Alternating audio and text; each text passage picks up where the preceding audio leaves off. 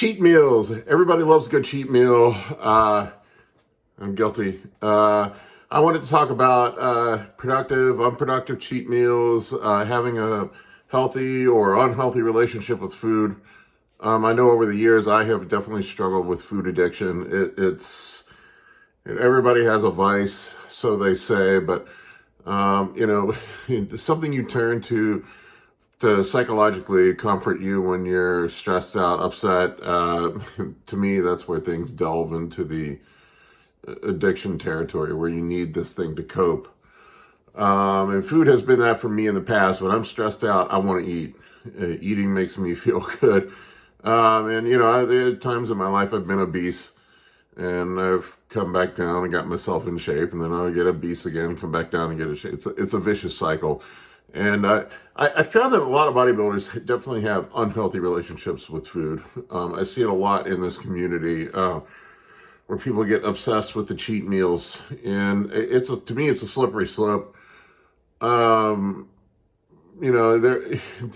they are necessary for various reasons. And I think there are two types of cheat meals. You have a psychological need for a cheat meal, and you have a physiological need for a cheat meal. And on the psychological end, you get mental fatigue with diet. After you've been dieting for so long, you just start to lose your goddamn mind, and you got to have something to eat, something different, to quell a craving. But it is a slippery slope. There are some people that are just fine. They can have a cheat meal. They eat that piece of pie or whatever they were craving, piece of pizza, and they're good to go. Back on diet, no problems. And then there's the other person where it's just like lighting their pants on fire. It's like giving an alcoholic a shot of whiskey. They want to clear out the whole bar. That's me. That's the way I work. If I have a piece of pie, I want to eat the whole damn pie. If I have a piece of pizza, I want to eat the whole pizza. And it just wrecks me mentally. That's why, when I did my contest prep, I think I did one cheat meal, and that's when my coach told me to through the whole entire, really one dirty cheat meal through the entire diet. I had a hamburger and french fries the night before my show, and I was pretty depleted. Otherwise, I just go full tilt.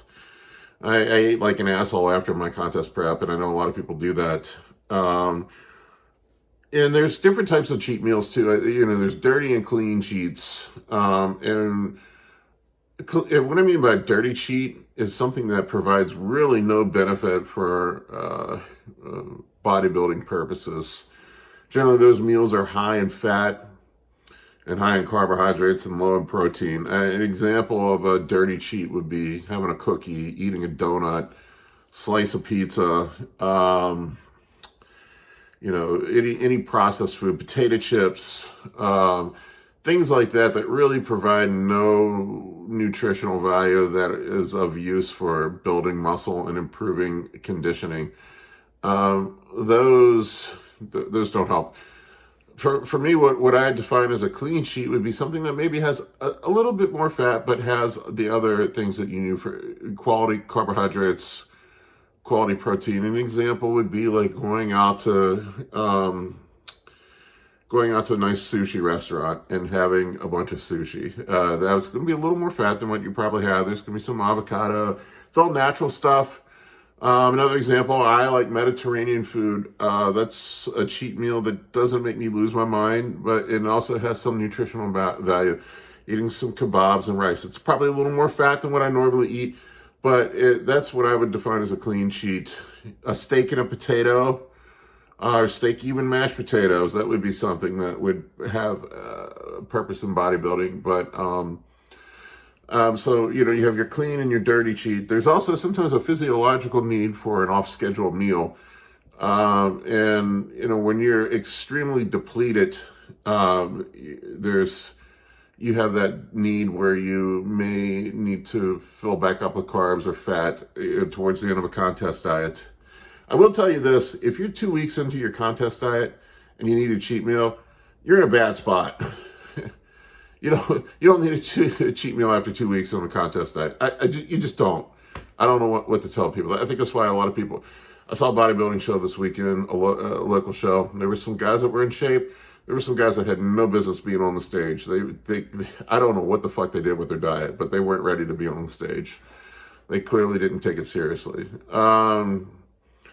You know, and I do think a lot of people are just overly obsessed with cheat meal. You know, they see their favorite pro posting a picture of, you know, eating a milkshake and hamburger and french fries up on up on Instagram. But, you know, what they don't realize is that every other ounce of food that they eat is weighed and measured and considered. So you're not that dude. So don't try to emulate Chris Bumstead eating pizza. I promise you, he eats clean. You know, so when there's a physiological need, you're going to eat clean food, just more of it. You know what? You might have more rice. You might actually throw something in, like some breakfast cereal, to fill your glycogen stores back up. That would be something I would consider a refeed clean sheet. But, you know, at times you do need that. But like I said, you don't need it 2 to 3 weeks into your diet. When you get towards the end of your diet and you're depleted, you need it. In the off season, when you're trying to put on size, you can have a little more liberty with what you eat.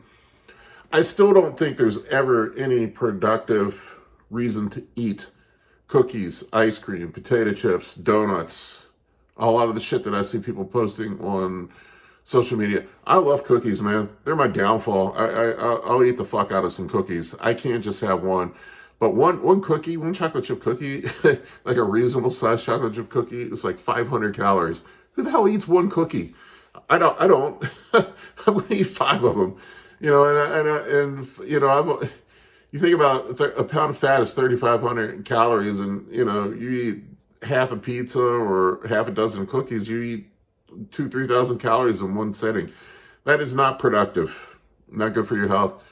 Not good for your bodybuilding goals. So to rehash this, know your psychology, know how your brain works. If you're the type of person that can't control yourself and having a cheat is just going to light the flame on fire, you're a food addict like I am, don't do it. Don't have a dirty cheat, okay? Clean cheat's fine. That's not going to set your pants on fire like it does with me with a dirty cheat. So if you eat steak and a potato, you're going to be fine. If you're the type of person that, you know, and I've seen people like this where they have a milkshake, they're good to go. They're, you know, they go 8 weeks, they need a milkshake, then they're back on track. If you're that type of person, know that you're that type of person, and you can do that.